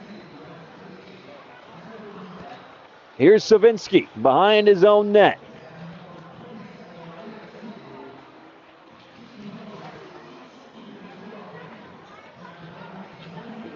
Here's Marchant. ASU have to be careful again. They don't want to diddle-daddle down low and lose the puck again.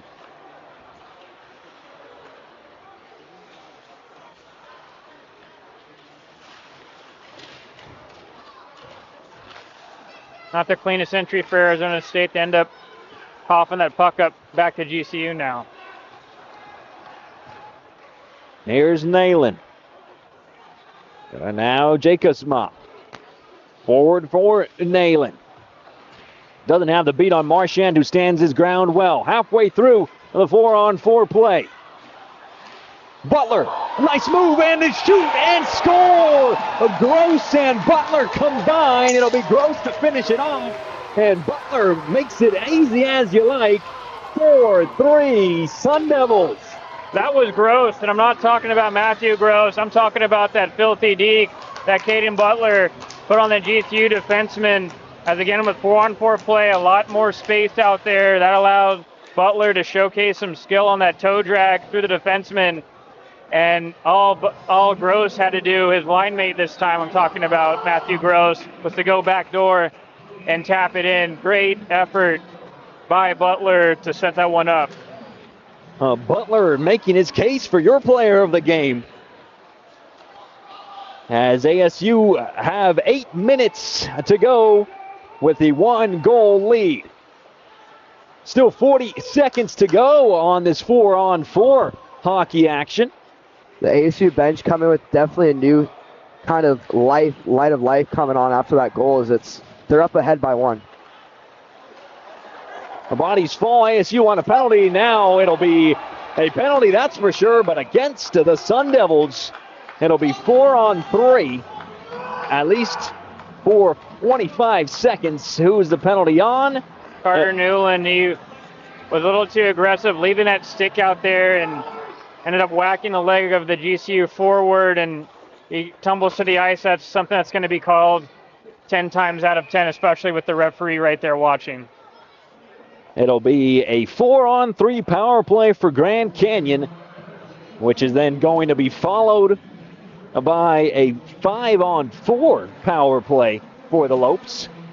Just 20 seconds on this 4-on-3, and that will help kill one of the penalties for ASU.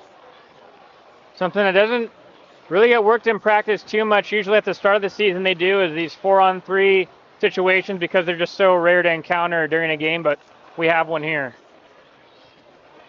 And that will do it for the 4-on-3. It's on to 5-on-4 with Tonez back into the mix. Still a lot of work to do for ASU. 7 minutes to play. 1-goal lead for your Sun Devils. Shot deflected wide by Glenn. It might have been a half shot, half pass. Regardless, Glenn was up to the task. GCU having some success. They're trying to find that guy sneaking in back door. Glenn with a nice save and some more extracurriculars. You can even hear some of the fans getting into it too, as that emotion's really ratcheting up here inside Mullet Arena. 6:48. It'll be an attacking zone draw for GCU. 1:05 left on the penalty kill for Arizona State. And we're approaching the business time of this game, as Marchant can't keep it. Shot into the hands of Glenn, but he allows some spillage, and GCU tie it up at 4 goals apiece. Crossing pass hurts him again. Arizona State paying attention to everybody down low into the corner. That allows GCU's number 23, Colton Gherkin, to receive that pass wide open in the high slot. And Glenn has to front the shooter and come out aggressively to cut that angle down. And that puck just squirts through, and that rebounds right in front in the blue paint in the crease. And GCU ties it up at 4. Richard Nelson with his second goal of the night. He's on a hat trick as well. 2 guys with 2 goals. Caden Butler, 2 for ASU, and Richard Nelson, 2 for Grand Canyon. The power play is over thanks to that goal. That's 2 goals off the power play for the Lopes, who have squared things up once again. 6:39 to play. We'll see what changes both sides want to make.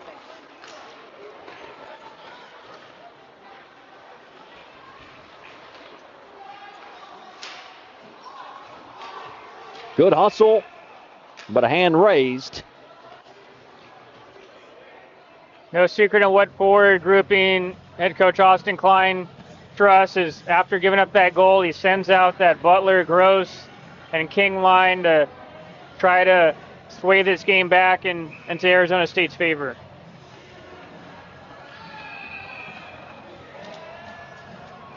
And right before the biscuit is dropped, we have a whistle as Gross is removed from the face-off circle, and it'll be King who wins the draw.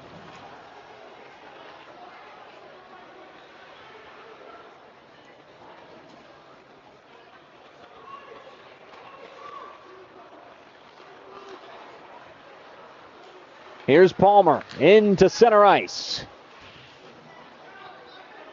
Is there one more moment of magic for either one of these sides, or is this game destined They like to call it for full magic. overtime?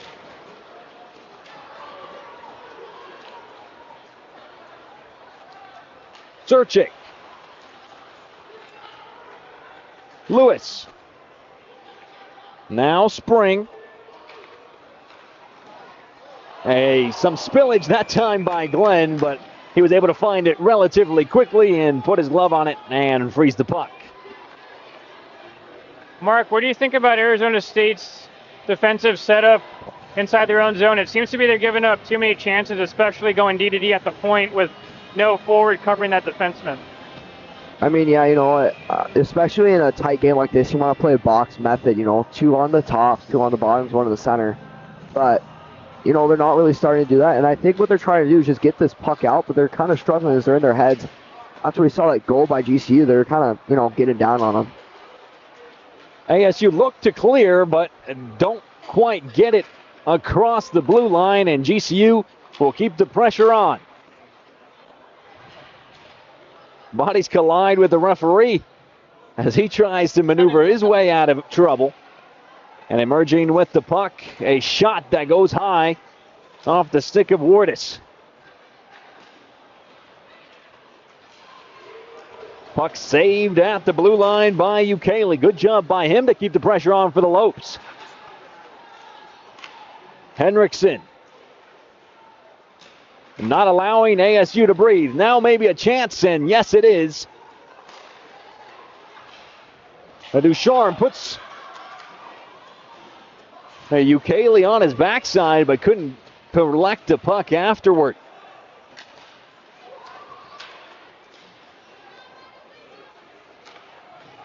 Four and a half to play.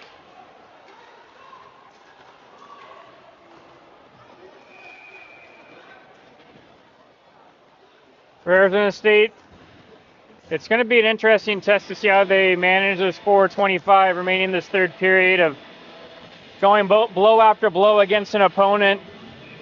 It's tough to try to keep responding and get off the mat and again, but if it's something where they want to try to make a run at nationals, this is the type of game that you have to come out and win and play in and relish in as well.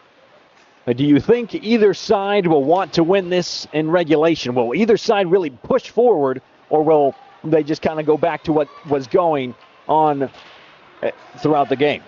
Yeah, that'll be interesting to see. I don't think it's going to really take too much. I think it's just really hard work and trying to see which team's going to make that first mistake, that first blink, if you can, in this stare-down contest between both teams tied at 4.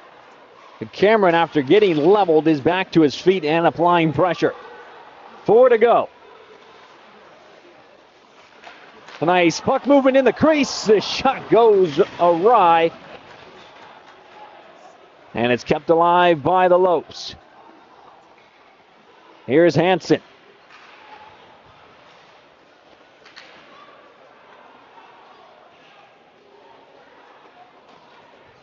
All the way around it goes. Up top. Battle for the puck. Back to the neutral zone it goes, and a chance for ASU and GCU to make some changes with ASU in possession behind the goal.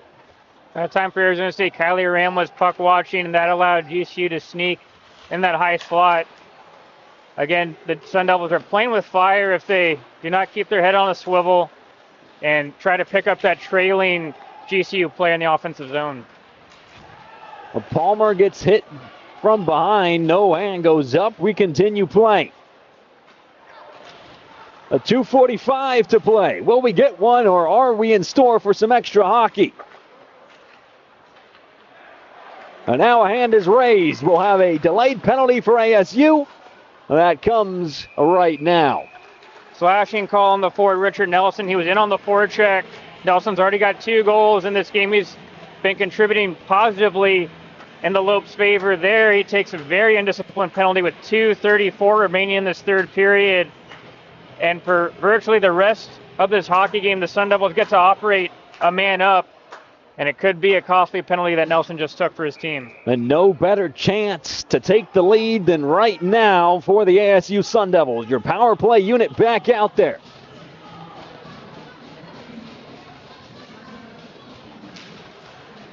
The attacking face-off draw won by ASU. Butler shoots and scores! It might have bounced off somebody's foot. It does not matter as it ends up in the back of the net, and ASU lead once again. A 7-second power play is perfect. Carson Cooch, he did a great job when he got on the power play earlier in this period, setting up in front. And right there, he gets a nice tip on that point shot from Butler. And what do you know, Arizona State makes GCU pay, taking that penalty, and they get the lead back. And now we see GCU, that's GCU's timeout. I was just going to let you know. Awesome. Thank you, Mark. Yeah, and what do you think GCU might be talking about, or maybe you could hear what head coach Danny Roy is saying on that bench? You know, what they're talking about, is get physical, knock people down, get pucks moving, get them in deep, and set up the zone play. I heard him talk about moving the feet a lot more, too, but also I want to touch back on that goal. From what I saw, I didn't really deflect or anything. It looked like it was a clear shot, went right off the edge of the pad of the goalie.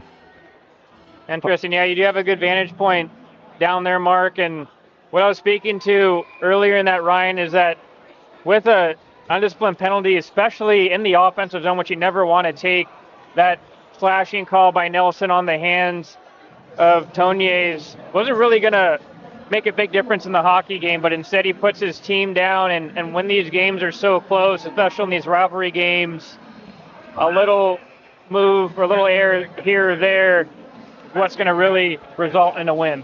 So at what point does Grand Canyon pull their goalkeeper?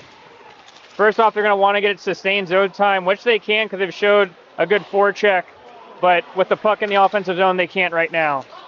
As he's called into action and he gets a glove on the puck, Butler tried to bring the puck down and might have connected with the goalkeeper Kabritsky. But it's all fine and dandy for the officials. Yeah, it looked like he took that shot and tried to chase his shot down and just haul a little too fast and knocked the goalie in the head a little bit. After the puck is frozen, 2:17 to play.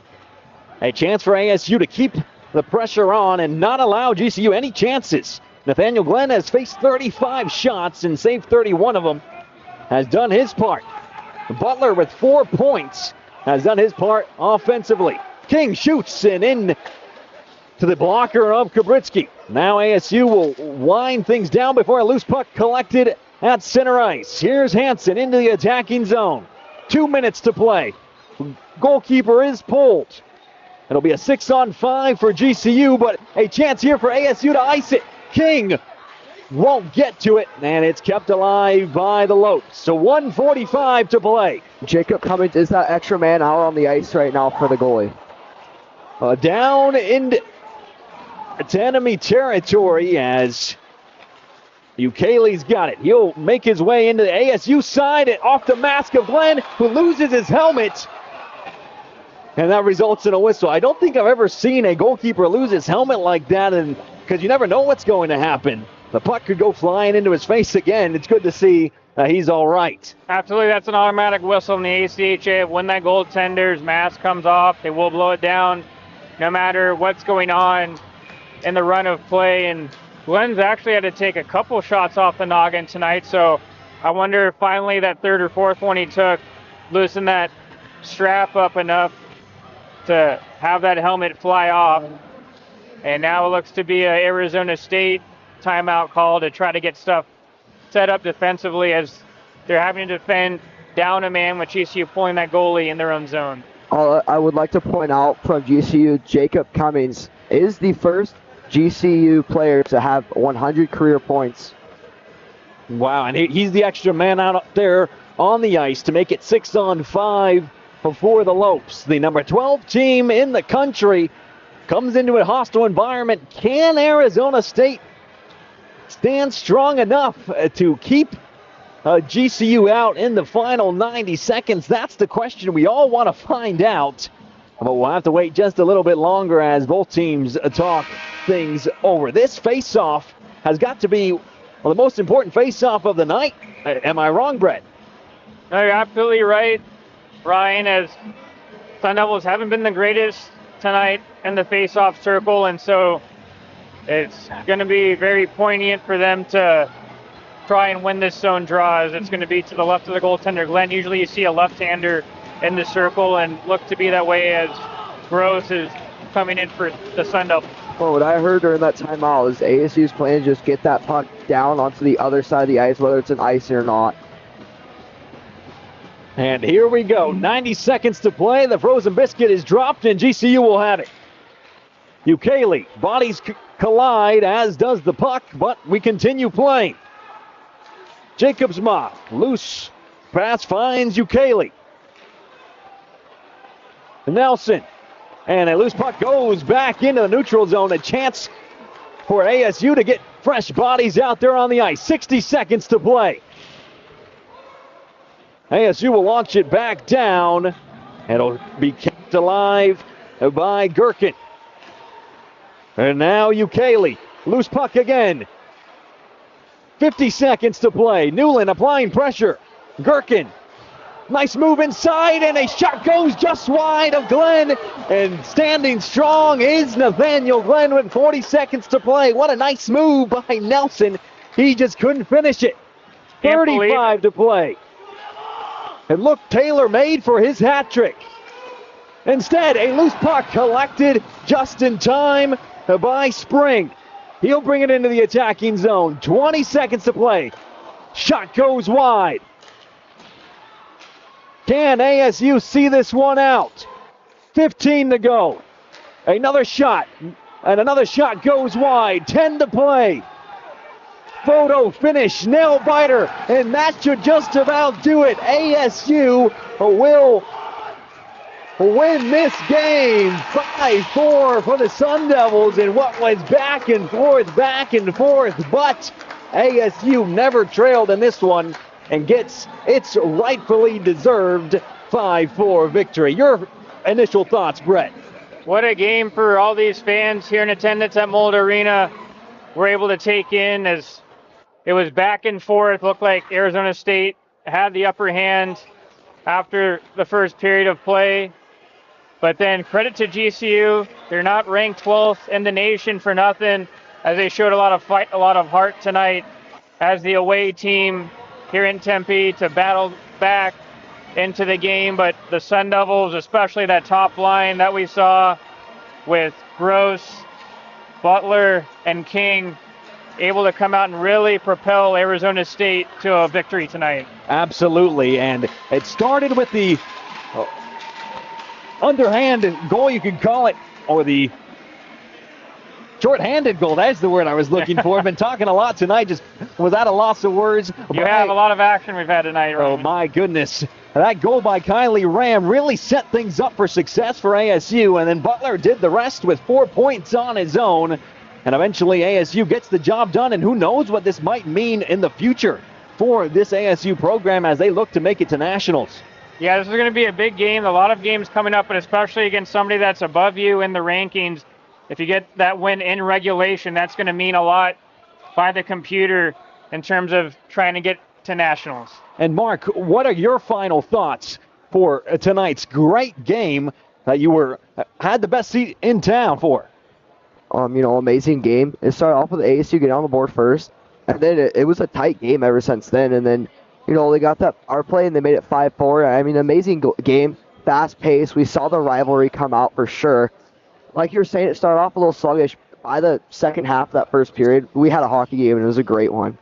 Absolutely. And what's even better, we have another game tomorrow night. Same time, same place. Brett, you'll be here. Niall Cooper will be in my shoes. Excited to watch that one from home. I can't wait for that one. Absolutely, yeah. By the amount of effort and intensity we saw tonight, we expect that, especially from the GCU, of being able to try and right their wrongs after losing tonight. ASU improves to 7-11-2 on the year. GCU drop to below 500, 9-10. Not really where you expect the Lopes to be, but still a lot of time to switch things around. And what do you want to see tomorrow from both sides? Yeah, for Arizona State, I think for them to, again, clean up in their own zone, not try to give away easy chances to the opponent.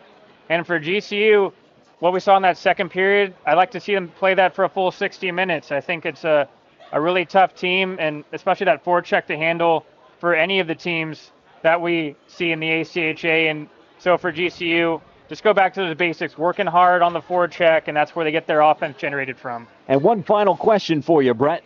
Who was your player of the game? A lot of honorable mentions tonight. Nathaniel Glenn did a great job, especially in that first period, to keep Arizona State in it.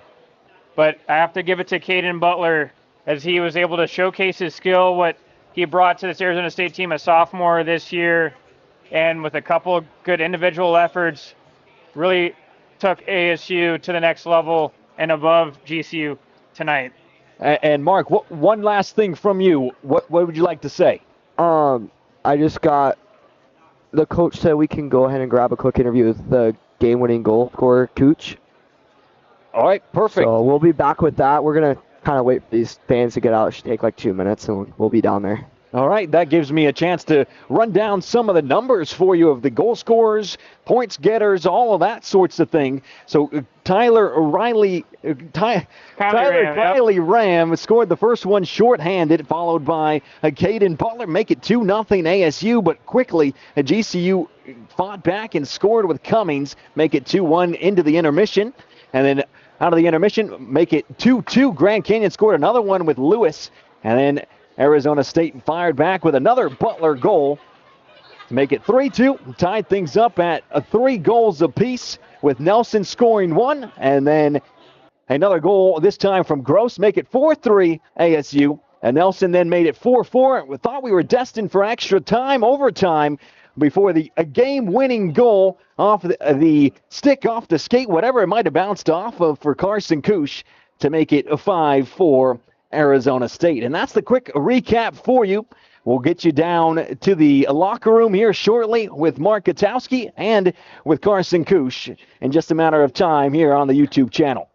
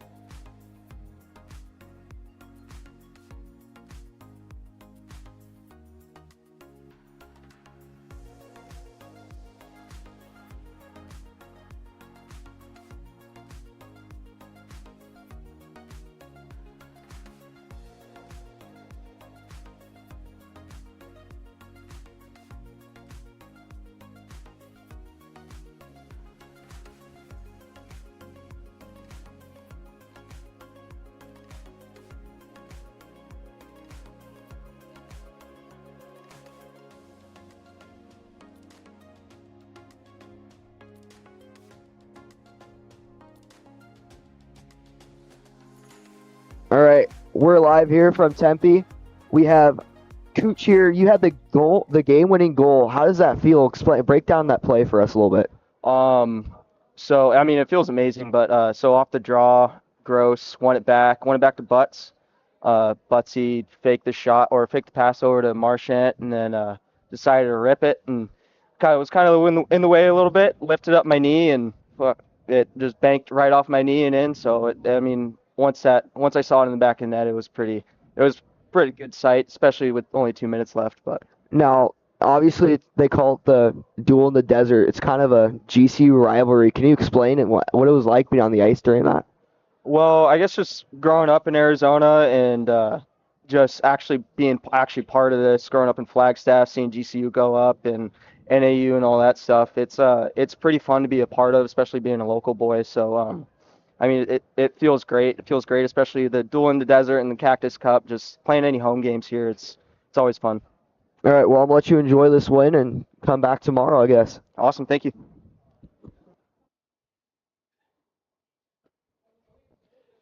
A great interview. Mark, thank you so much for tuning in.